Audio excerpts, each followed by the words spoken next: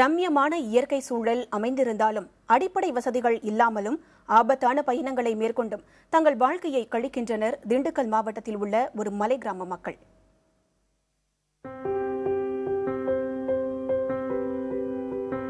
ஒருபுறம் மனதை மயக்கும் பசுமை கண்ணுக்கெதிரே விரிந்தாலும் அதை ரசிக்க முடியாமல் ஆபத்தான 500 அடி பள்ளத்தாக்கை ஒற்றையடி பாதை வழியாக கடந்து 3 ஏணிகள் மேல் ஏறிய பிறகுதான் திண்டுக்கல் மாவட்டம் மூங்கில்பள்ளம் கிராமத்திற்கு செல்ல இயலும்.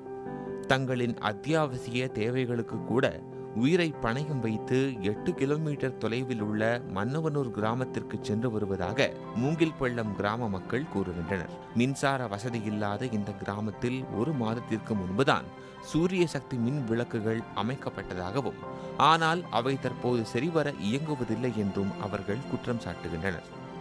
இங்க இதுவரை எந்த ஒரு வசதியும் இல்லை. இனிமேல தான் மற்றவங்களை பார்த்து வர்றவங்களே எங்களுக்கு சலுவை இல்லை சொல்லியிருக்கிறாங்க. இப்போ வந்திருக்கிற கல்லைக்கரைங்க வந்திருக்கவங்க தான் சலுவிடம் செஞ்சுருக்கிறாங்க.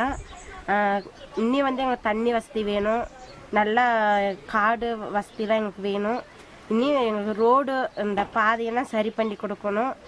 எந்த வசதியிலும் இந்த இடத்துல எங்களுக்கு எந்த வசதியிலும் செய்ய மாட்டேங்கிறாங்க. யாருமே வந்து வாரவங்களை இதாக செய்கிறோம் அதை செய்கிறோம் சொல்லிடோட சரி.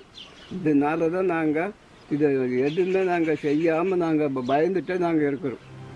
மேலும் மருத்துவ உதவிக்கு ஆபத்தான மலைப்பகுதிக்குள் சென்று வர வேண்டியுள்ளதாகவும், வறட்சி காலத்தில் குடிநீர் தேடி வெகு தொலைவு செல்ல வேண்டியிருப்பதாகவும் அவர்கள் கூறுகின்றனர். இந்த பிரச்சனைகளில் இருந்து விடுபட அரசு தங்களுக்கு மாற்றிடம் வழங்க வேண்டும் என்று இப்பகுதி மக்கள் கோருகின்றனர். எங்கள் ஊரில் பெரிய கஷ்டம்தான்.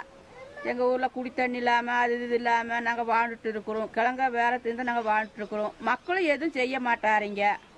அவர் நாங்கள் என்ன செய்யிட்டு இப்படியே நாங்கள் காட்டுக்குள்ளேயே கிடந்து நாங்கள் வாழ்ட்டா எங்களை ஒத்தேசிக்கு யாருமே செய்ய மாட்டாருங்க. அப்புறம் நாங்கள் அரசாங்கத்துலேருந்து நாங்கள் என்ன தான் செய்ய ஓட்டுக்கு மட்டும் வந்துடுறாங்க, அது இதுக்கு வந்துடுறாங்க. எங்களை யாருமே கவனித்து பார்க்க மாட்டாராங்க. மூங்கில்பள்ளம் கிராம மக்களின் கோரிக்கைகள் குறித்து கொடைக்கானல் கோட்டாட்சியர் சுரேஷிடம் கேட்டபோது, இந்த மலை கிராம மக்கள் தங்குவதற்காக கட்டப்பாறை என்ற அரசு தரிசு இடம் தேர்வு செய்யப்பட்டுள்ளதாகவும், மூங்கில்பள்ளம் கிராம மக்களின் கோரிக்கைகள் குறித்து கொடைக்கானல் கோட்டாட்சியர் சுரேஷிடம் கேட்டபோது, இந்த மலை கிராம மக்கள் தங்குவதற்காக கட்டப்பாறை என்ற அரசு தரிசு இடம் தேர்வு செய்யப்பட்டுள்ளதாகவும், அங்கு அடிப்படை வசதிகளை ஏற்படுத்தி மக்களை இடமாற்றம் செய்யும் பணி நடந்து வருவதாகவும் தெரிவித்தார். புதிய தலைமுறைக்காக செய்தியாளர் வீரமணிகண்டன். கொடைக்கானல் அருகே அடிப்படை வசதிகள் இல்லாமல் அனைத்து தேவைகளுக்கும் செங்குத்தான மலைப்பிரதேசத்தில் 8 கிலோமீட்டர் பயணிக்கும் ஆபத்தான சூழலில் மூங்கில்பள்ளம் கிராமத்தில் வசிக்கும் பழங்குடியின மக்கள் வசித்து வருகின்றனர். இது தொடர்பாக தொலைபேசி வாயிலாக நமது செய்தியாளர் மகேஷ் ராஜாவிடம் கேட்கலாம். மகேஷ் ராஜா, இந்த மூங்கில்பள்ளம் கிராமத்துல மொத்தம் எவ்வளவு பேர் வசிக்கிறாங்க? இந்த கிராமம் எந்த ஊராட்சிக்கு கீழே வருது? நிச்சயமாக வனிதா, இந்த கிராமம் மன்னவனூர் ஊராட்சிக்கு கீழே வருது. இந்த கிராமத்துல சுமார் ஒரு 90 பேர் வசித்து வருகிறாங்க. இந்த கிராமத்துக்கு போற வழியானது மிகவும் மோசமான பாதையில அமைஞ்சிருக்கிறதுனால இது போக்குவரத்துக்கே சரியில்லாத ஒரு கிராமமா இருக்கு. அவங்களுக்கு தலைச்சுமையா குடிமை பொருட்கள், ரேஷன் பொருட்கள் எல்லாத்தையும் கொண்டு வர வேண்டிய சூழ்நிலையும் நிலவுது. இதனால இவங்க இந்தியாவிலேயே ஒரு 100-150 வருடம் பின்தங்கிய கிராமமாக இருக்கு வனிதா.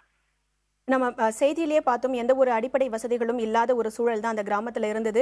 என்னென்ன மாதிரியான இடர்பாடுகளை அந்த கிராம மக்கள் சந்தித்து வருகின்றனர்? பொதுவாக நம்ம பாதை சரியில்லாததை பத்தி பார்த்தோம். வேறு என்னென்ன பிரச்சனைகளை அந்த கிராம மக்கள் சந்தித்து வருகின்றனர்?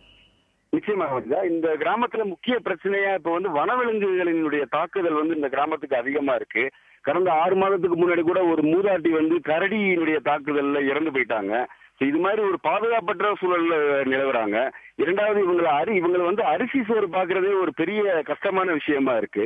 நாங்க அந்த கிராமத்துக்கு போகும்போது ஒரு மூதாட்டி அரிசி சோறு கிடைக்குமான்னு எங்கிட்ட கேட்கிற அளவுக்கு ஒரு ரொம்ப அவல நிலையில இருக்காங்க வனிதா.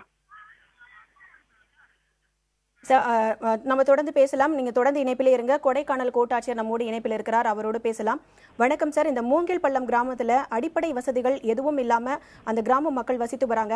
அது பற்றி பிரச்சனைகளை மக்கள் தெரிவிச்சிருக்காங்களா? இது பற்றி நீங்க என்ன மாதிரியான முயற்சிகளை எடுத்து அந்த பிரச்சனைகளை தீர்க்க முயற்சி எடுத்திருக்கீங்க? மேடம் வணக்கம் மேடம்.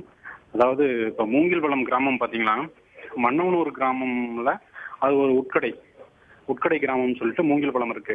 அது பார்த்தீங்கன்னா 2 வழிகள் போகலாம். ஒன்று கீழான வழியிலிருந்து மூங்கில்பள்ளம் போகலாம், இல்லைன்னா கும்பூர்ல இருந்து மூங்கில் பள்ளத்துக்கு போகலாம். ஆனால் ஃபுல்லாக பார்த்தீங்கன்னா பாதை ஒத்தையடி பாதை தான். நீங்கள் வந்து மலையில இறங்கி தான் போகணும். எந்த ஒரு பாதை வசதியும் கிடையாது. ஒத்தையடி பாதை மாதிரி தான் போயிட்டு இருக்கோம். அந்த இதில் வந்து பாதை நம்ம எதுவும் பண்ண முடியாது. ஏன்னா ஃபுல் அண்ட் ஃபுல்லாக பார்த்தீங்கன்னா அது ரிசர்வ் ஃபாரஸ்ட்ல இருக்கு. அது மட்டும் இல்லாமல் பார்த்தீங்கன்னா அவங்க இருக்கிறது வந்து ரொம்ப ஸ்டீப், ஒரு பள்ளத்துக்குள்ள இருக்காங்க. பள்ளத்துக்குள்ள இருக்கும்போது வந்து எந்த பாதைக்கு மேம்பாடு பண்றதுக்கும் கொஞ்சம் சிரமமா தான் இருக்கும். அதுவும் இல்லாமல் ரிசர்வ் ஃபாரஸ்ட்டுக்குள்ள இருக்காங்க. அங்க ஒரு 14 குடும்பங்கள் இருக்காங்க. 14 வீடுகள் இருக்கு. ஒரு 28 குடும்பங்கள் இருக்காங்க. அந்த 28 குடும்பங்களுக்கு பார்த்தீங்கன்னா இப்ப சோலார் லைட் செஞ்சு கொடுக்கறதுக்கு ஏற்கனவே சோலார் லைட் போட்டிருக்காங்க. அது வந்து கொஞ்சம் ரிப்பேர் ஆயிருக்கு. மறுபடியும் போட்டு கொடுக்கணும் அப்படிங்கிறதுக்காக இப்ப சோலார் லைட்டுக்கு வந்து நாங்கள் எஸ்டிமேட் எல்லாம் வந்து எஸ்பி சார் தலைமையில வந்து நாங்கள் ஒரு டீம், என்ஜினியரிங் டீம் அனுப்பிவிட்டு சோலார் டீம் எல்லாம் வந்து சோலார் போடுறதுக்கு வந்து பார்த்துருக்கோம். அது மட்டும் இல்லாமல் ஏற்கனவே அங்கே தண்ணி வசதியை வந்து ஒரு ஆற்றுல இருந்து எடுத்துக்கிட்டு இருக்காங்க. அது மட்டும் இல்லாமல் அந்த ஊரில் இப்போ நாங்கள் ரீசெண்டாக வந்து கலெக்டர் தலைமையில் வந்து அது பக்கத்தில் உள்ள ஒரு கிராமத்துக்கு, மஞ்சம்பட்டின்னு ஒரு கிராமத்துக்கு வந்து நாங்கள் ஒரு கலெக்டர் தலைமையில் ஒரு கேம்ப் போட்டோம். அந்த கேம்ப்ல அந்த மக்களும் வந்திருந்தாங்க. வந்தவங்களுக்கு வந்து ஓஏபி, கம்யூனிட்டி சர்டிஃபிகேட் கொடுத்தோம். அப்புறம் ரேஷன் கார்டு கொடுத்தோம். இது மாதிரிலாம் நாங்கள் பண்ணி கொடுத்துட்டு இருக்கோம். அது மட்டும் இல்லாமல் அங்கே இருக்கிறது வந்து அங்கே எந்த ஒரு செல்போன் டவர் ஆகுமோ எந்த கம்யூனிகேஷனுக்கும் வந்து வாய்ப்பு இல்லைன்னு சொல்லிட்டு நாங்கள் கோடை எஃப்எம் மூலயமா அவங்க வந்து ஒரு 28 ரேடியோஸ் கொடுத்தாங்க. ஏன்னா கம்யூனிகேஷன் அப்படியாவது கிடைக்கும்னு சொல்லிட்டு ஒரு 28 ரேடியோ செட் ஒவ்வொரு குடும்பங்களுக்கும் நாங்கள் கொடுத்து விட்டு இப்போ வந்து அவங்க எங்க கூட வந்து இணைஞ்சிட்டு இருக்கிறதுக்கு என்னென்ன பண்ண முடியுமோ பண்ணிட்டு இருக்கோம். அது மட்டும் இல்லாமல் அங்க இடத்துல இருக்கிற போது வேற எந்த வழிகளும் அவங்கள சீக்கிரம் அப்ரோச் பண்ண முடியாது. வேற மாற்று இடங்கள் வேணும்னு சொல்லிட்டு அவங்க கேட்டாங்க. அது ஃபர்ஸ்ட் முதல் கட்டமா வந்து கட்டப்பாறைன்னு ஒரு இடத்துல வந்து நானும் தாசில்தார் எல்லாமே போயிட்டு விஓஸ் ஆர்ஐஸ் எல்லாம் போயிட்டு அந்த இடத்த இன்ஸ்பெக்ட் பண்ணிட்டு கொடுக்கலான்னு சொல்லிட்டு அந்த இடத்துல பார்த்தோம். அந்த இடத்துல பார்த்தீங்கன்னா தண்ணி வசதிக்காக வந்து பஞ்சாயத்து மூலமா அந்த இடத்துல போட்டோம்னா அது வந்து ஃபுல்லா பட்டா லேண்டு, அங்கே புறம்போக்கு லேண்டு இருக்கு.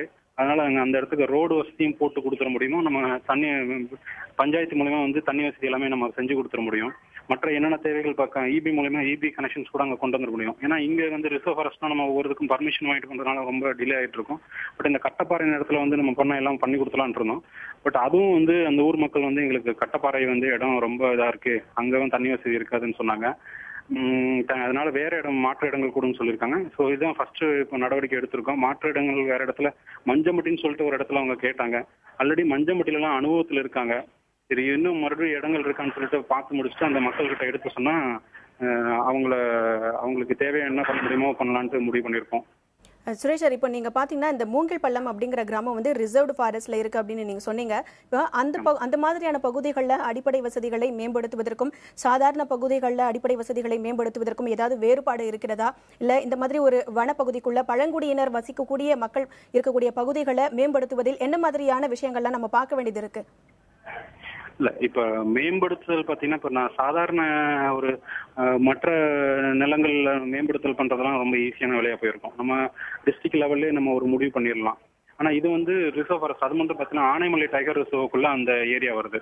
அதனால அது வந்து அந்த இதுல வந்து நம்ம எந்த பர்மிஷன் வாங்கினா கவர்மெண்ட் ஆஃப் இந்தியா லெவல்ல போயிட்டு தான் நம்ம பர்மிஷன் வாங்கி இது பண்ண முடியும்.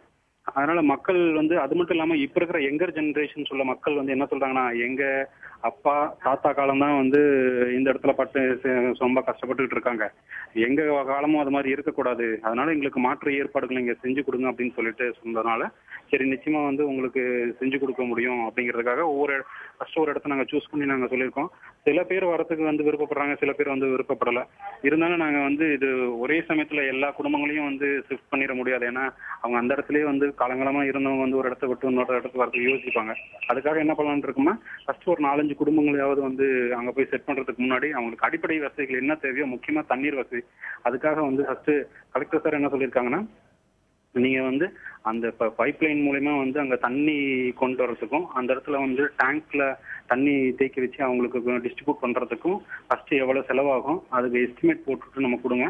அந்த ஒர்க்கை முடிச்சதுக்கு அப்புறம் ஷிஃப்ட் பண்றதுக்கு ஏற்பாடுகள் பண்ணி பார்ப்போம் அப்படிங்கிற மாதிரி சொல்லியிருக்காங்க.